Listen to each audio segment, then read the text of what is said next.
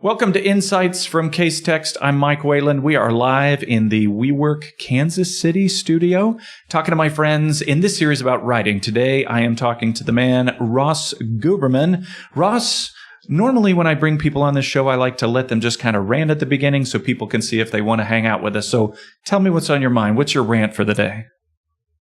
Well, thanks, Mike. I was thinking a little bit today, since it's a Monday, about thousands of workshops I've done in the last 15 years or so on legal writing, mostly for lawyers, sometimes for judges. And one thing I wanted to explore in my so-called rant is this really somewhat common and also somewhat odd reaction I get, or feedback I get after my workshops, when people will write on their forums that they were really dreading the workshop because they just can't stand legal writing or legal writing training, but they were really surprised to find that the workshop was quite helpful or even enjoyable. And that's what I really want to dig into today. Why is it completely typical, normal, almost conventional wisdom in the profession to say, as if it's just obvious, that legal writing is somehow distasteful? The teaching of it, the practice of it, the origin of it, the nature of it, I'm not quite sure. And that's one of the things I think we all have to overcome. I mean, most people who go to law school, I think, at least in theory, have some excitement in them still over writing. Maybe for many lawyers or would-be lawyers, it's even the main thing propelling them. And yet something goes wrong along the process. Is it the 1L class? Is it maybe early job experience? Is it the way other lawyers treat writing? Something goes wrong that makes so many of us really turn the tables here and not really have any enthusiasm left. So a couple of things I've found that can help with this. One would be really having some sort of a process, really having some sort of system for just the workflow of writing. I think the lack thereof beginning in the 1L year and throughout practice, that explains one reason for the distaste. And then the other thing that's often missing that I try to add is an empirical component to how the best legal writers function, what they actually do, how you can actually learn what they do and incorporate it, and not make writing so deeply personal and idiosyncratic and part of a power struggle, sometimes even within yourself. So it's sort of perhaps a naive hope, but I do think writing should be enjoyable for law students. It should be enjoyable for lawyers of all stripes as well. And I'm just going to keep fighting this fight, and I will not ever waver. Yeah, so there you go. There's my rant. Trying to end on a nice positive, even right. If someone you're going to save the world with this. Yeah, it's funny. You wouldn't know this, but I just finished writing a book, and it is the most emotionally grueling thing that I've ever done. And I can't remember where I read this, but I hate writing, but I love having written. Right? So there's this emotional satisfaction that I get on the back end of it. But I got to tell you, the doing it was quite tough. And maybe that's good. Maybe that's by design. Maybe the function of writing and getting, knowing what I know in that process, it has to be grueling to a degree to be worthwhile. What do you think about that? Yeah. I mean, I guess the question is, can we embrace that struggle? Obviously, a book is incredibly ambitious, but I think many of us have that same struggle even with day-to-day work. So can we embrace that struggle the way most lawyers embrace the struggle of complicated legal reasoning or the challenges of trying to keep up with the intricacies of practice? Those are things most people actually do enjoy. So how do we transfer that somehow over to the struggle with writing and see the struggle as something actually positive and eventually rewarding? Well, and I was talking to Pablo, who heads up product over at Case Text. I don't know if you know him. And we were talking about research and writing and the way solos and smalls. And I should say my background is in solo and small, and kind of the audience for a lot of this content that we're creating is solos and smalls. And I was trying to explain to him that for us, we try not to do research and writing, right? Like we're not like the big firm lawyers that are trying to bill up to a legal spend. We were trying to bill down to a legal spend. And really, we make just as much money, answering BS emails as we do doing that difficult stuff of research and writing. But he made the point to me that the only skill that is taught in every law school is research and writing. And to him, the writing is fundamental to being a lawyer, that you can't really separate the two. And it sounds like, as you're speaking, the grueling parts of being a lawyer, there are some of those things that we accept as just endemic to being a lawyer, but for some reason, writing's not on that list, and yet it's the only skill we teach. Yeah, and the truth is, there are plenty of solos and small practitioners who are phenomenal legal writers, and I don't think it's something that they do really on, as a whim or just kind of show their skills. Obviously, those superior skills do at least sustain clients. I'm not sure if they attract clients in the first place. So even at that level, when people are sort of autonomous and often really, really time and cost conscious, you have a chance to use writing as a way to propel your career. No doubt about it. So I think that, the problem for solos and small practitioners, though, is probably not being able to leverage, these huge bodies of previously researched documents and, frankly, previously written documents. I'm not going to deny it. That is a disadvantage. On the other hand, a great thing about being a solo practitioner or someone in a small firm is, I think, that very same fact. You are not really as wedded to this kind of institutional culture. You don't have as many layers of review, and you don't have to conform the way people in bigger institutions do to what people before you have done. So there's an opportunity there as well. Well, so let's talk about that, because I think kind of my premise where I'm coming from is certainly there are solo and small contexts, just as there are big contexts, where writing is pretty common. For a lot of us, though, and I can say me in my practice, I would write for the court, 5 times a year, right? And in that world, when I wrote well, I won. So there was definitely a strategic advantage to being able to write well, to being able to have those skills, but there weren't a lot of opportunities to develop them because we weren't spending the year writing. And so one of the things I want to talk about with this series is, how do you learn to write well before you need it, as opposed to waiting to the moment that you need it for the court? So talk to me about that a little bit. What other contexts can lawyers who don't write for the court often develop that skill so that when they do it well? One of the challenges of modern legal practice, it seems to me, just having worked with so many lawyers and hearing their tales, is the daily crush of emails to clients, obviously potential clients, and then sometimes to other lawyers. So I'm not gonna romanticize all of those. I mean, there's only so much you can do in, going back and forth on rescheduling a conference call. But when a lawyer of any level of experience, really, or in any type of employment, when a lawyer does have a chance, even in a fairly simple short email, to communicate something about the law, something about the law substantively, maybe even something procedural that's related to the law, right there, you have a lot of choices to make. And I think the superior choices do not necessarily take any more time.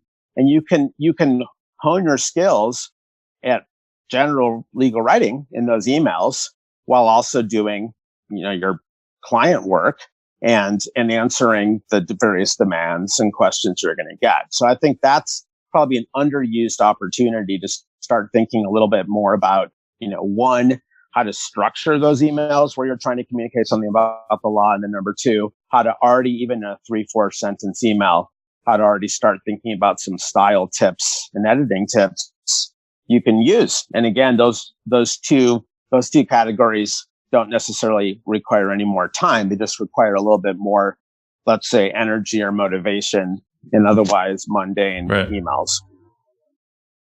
So for you, when you're teaching lawyers to write, and maybe there's not a specific percentage to this, but how often are you teaching legal writing or technical writing versus writing skills generally? Are you finding that our problem as lawyers is that we don't understand IRAC or some kind of technical approach or how to cite certain documents, versus kind of the more maybe in the clouds, like, are we communicating well? Where do you think the core issue there is for most lawyers? So it's a somewhat fascinating blend of the two.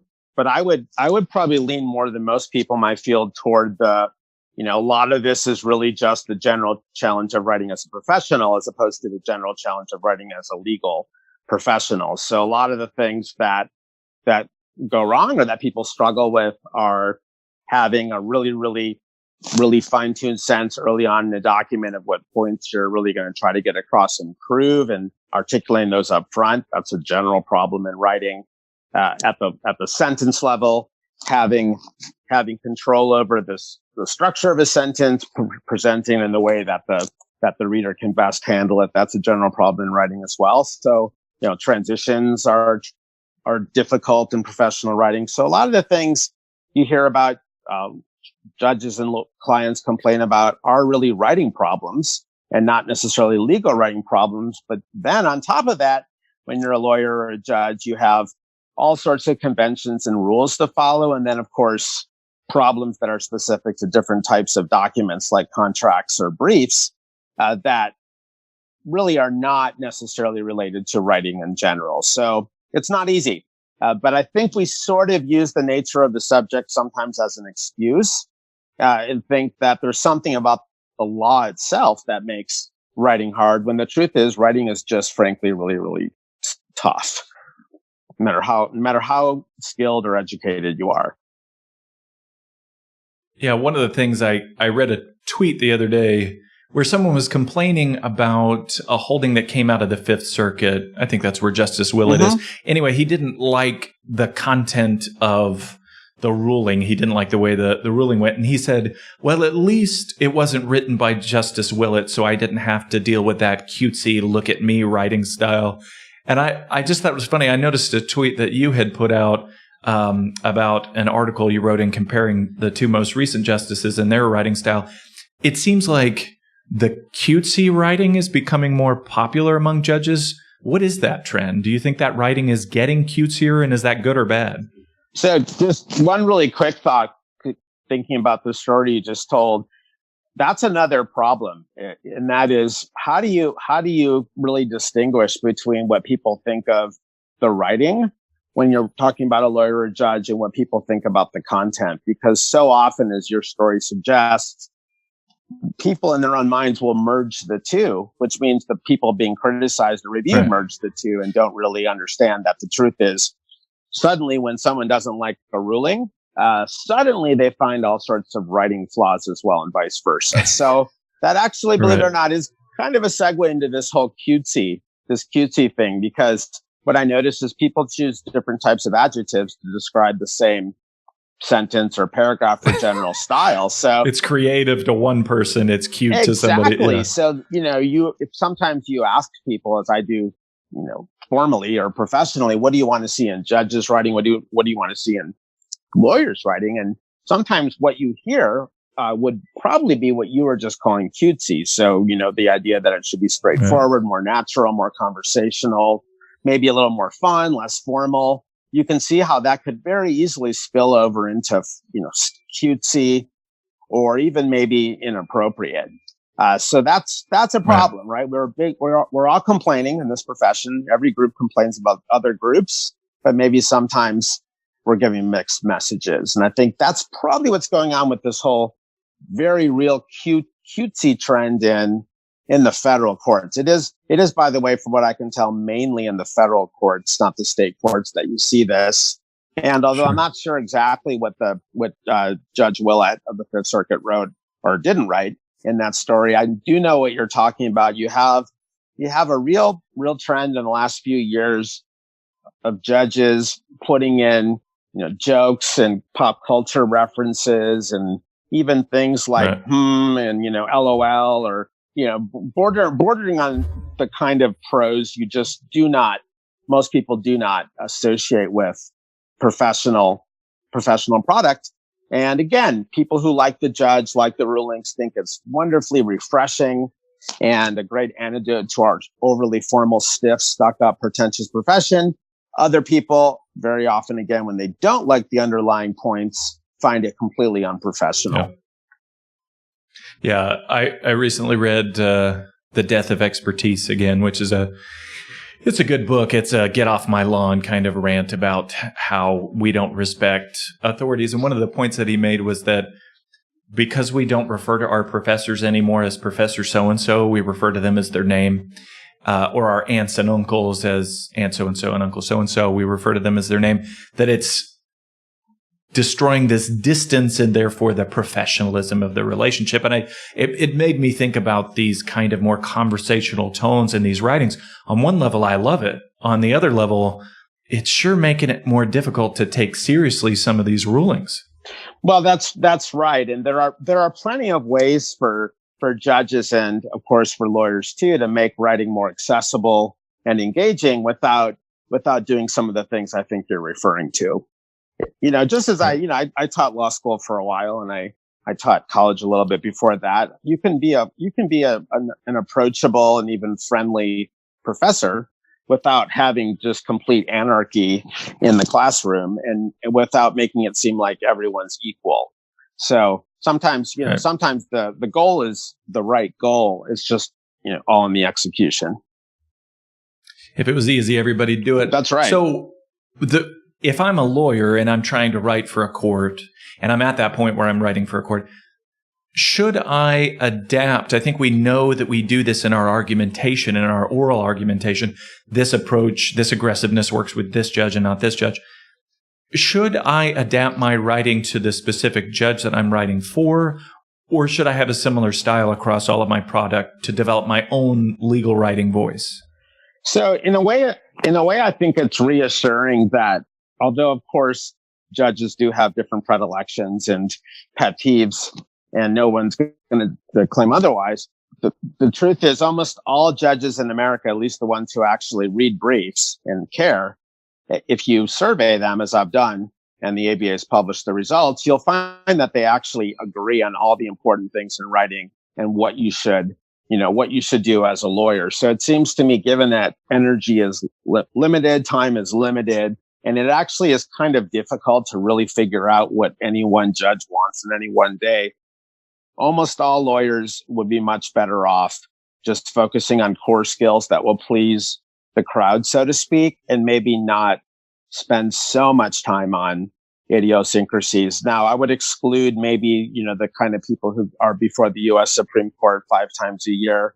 Maybe they really do need to study various justices' wording preferences and the like. But I think for the other 99.99% of us, just focusing on the big picture is probably the best use of limited time. Yeah, I'd be interested to see the survey that you published, and we'll make sure that we get it linked with the show. I was thinking too, you had mentioned that you had taught before, and I know a number of lawyers who have writing background before they became lawyers. That's somewhat common. For those people who want to become teachers of legal writing and try to improve this industry and the way we write, you've been doing this for a while. How would you recommend somebody gets into that? Well, process-wise, most law schools are pretty eager to find adjunct professors to teach that first-year writing class, which is, by the way, much harder than a lot of people think it's going to be. So that would be a sort of formal way to get started.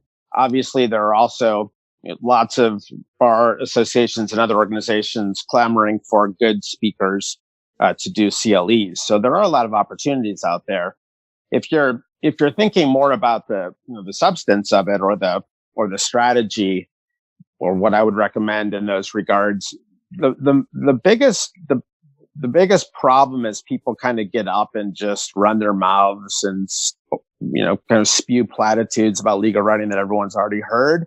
Or, getting back to our earlier topic, they just give their own personal preferences. So the secret really is, whether you're talking about formal workshops or for lawyers or informal mentoring, the secret is, as I was saying earlier on, just to try to be very empirical and ground your advice in specific examples from specific types of lawyers or judges who are really successful, and to just stay the hell away from anything that's just your own view or your own take.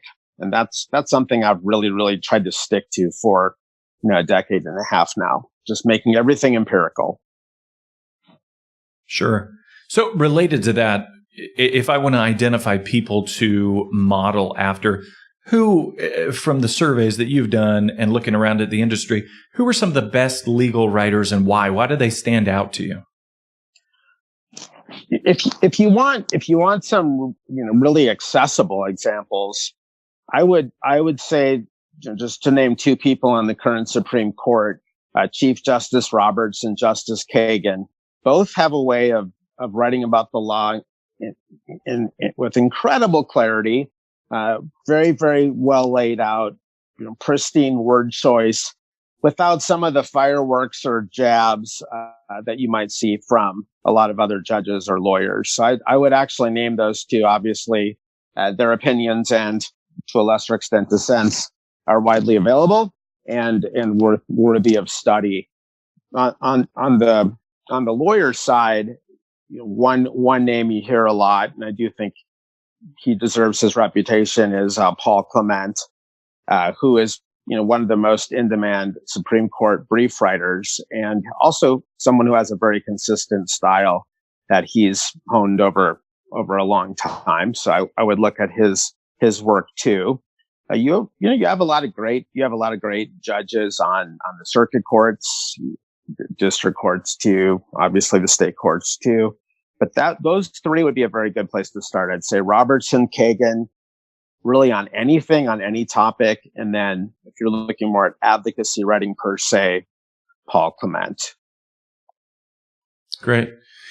So a few quicker fire questions. As I mentioned, some of this content will be moved over to the podcast. We're going to do a podcast in a series, so it's kind of directed more like a course than one-off interviews. But for that, I like to kind of get to some core questions that we're seeing repeated themes. I had mentioned this earlier, this idea that writing is fundamental to lawyering. I wonder if briefly you could tell me, do you think that's true? Is there a way to lawyer well without using your writing, or do you need that kind of exercise to develop your ideas in order to be a good advocate? I mean, again, behind this is what the heck is lawyering in the first place?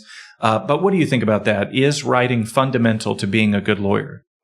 I think if you asked random lawyers the question, close to 100% would say yes. So you would think I would be, 2 or 3 times more likely, if anything, to say yes. But actually, I'd say no.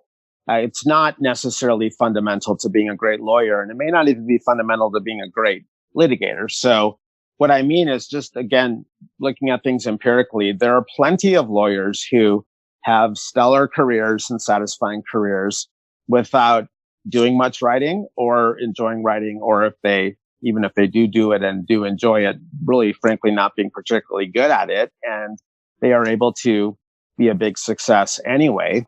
So that's probably not a surprise in certain practice areas, but I've actually seen the same thing in litigation. And I don't mean trial lawyers. I mean people who actually have mainly a motions practice, who I notice are quite successful, even though no one would accuse them of being a good writer.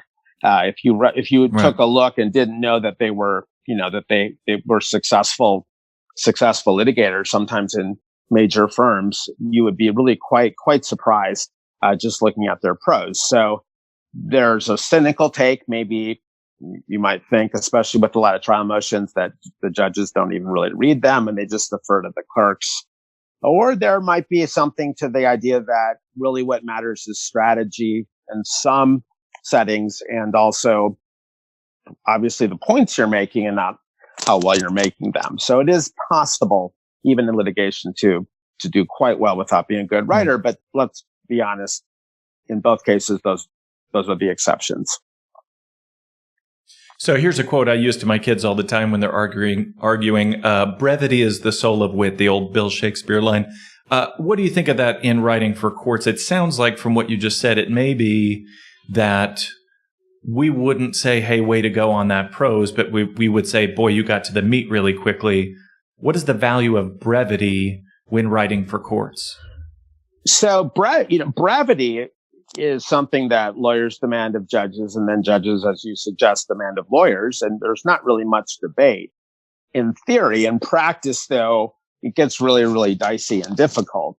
So one thing I've noticed is, although a lot of people focus on word limits and page limits, that's probably not what most readers are even noticing. They're not noticing how many words and pages. They're noticing just what it feels like to read your prose, regardless of how long it is. So that's one thing I would think about is really, are you doing what you can at the word and sentence level to pack some punch there without necessarily focusing so much on things you can actually count.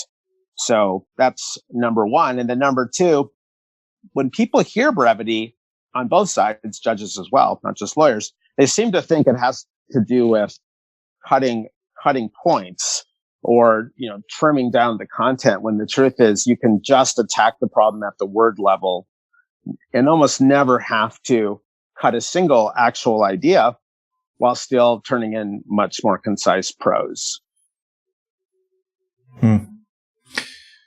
Great. So one day Ross Guberman is going to die and everybody's going to stand around and talk about you. What's the one thing that you want to be remembered for as a tip? The message that you want to stick? This was Ross Guberman's thing. Remember this. What's the one tip you want to stick with all of your students? The idea that you can identify a group of judges and lawyers who are widely considered exceptional at writing. And speaking of death, there are some dead ones there, not just, you have Holmes and Jackson, for example, not just the current crop. So you can identify the group, make sure they are widely respected and renowned, and then extract all sorts of practical, empirical observations about their writing that you can pass on. And that's what I've tried to do from the get-go. Not make it about me, or not make it about opinions or wills or power struggles, but really trying to look at these exceptionally talented and skilled writers in our profession and just be as descriptive and helpful as I can be. And that's one reason I don't get in I don't have a lot of pushback, or I don't really encounter much hostility, because I've never tried to make it about my own views or thoughts. So is it fair to say, to be a better writer, be a better reader?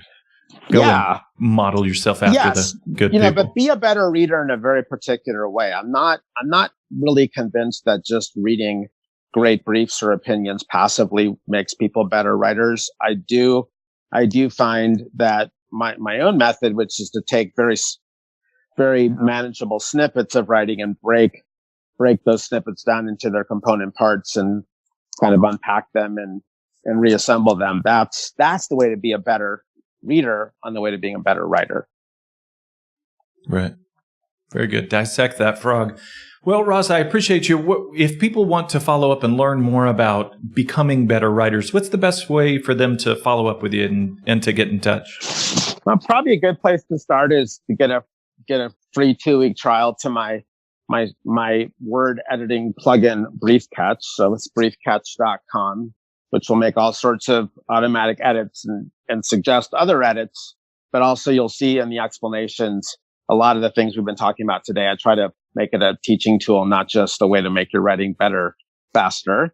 So that's one. And then the other would be to go to my site, legalwritingpro.com, which is just the company that I've formed. And then you can look up various articles or tips on anything that would interest you on the writing front. So briefcatch.com, legalwritingpro.com, or both. Great. We'll make sure people have links to that. Thank you again, Ross. Thanks to everyone for joining us for Insights from Case Text. We'll see you at the next one when we talk more about writing.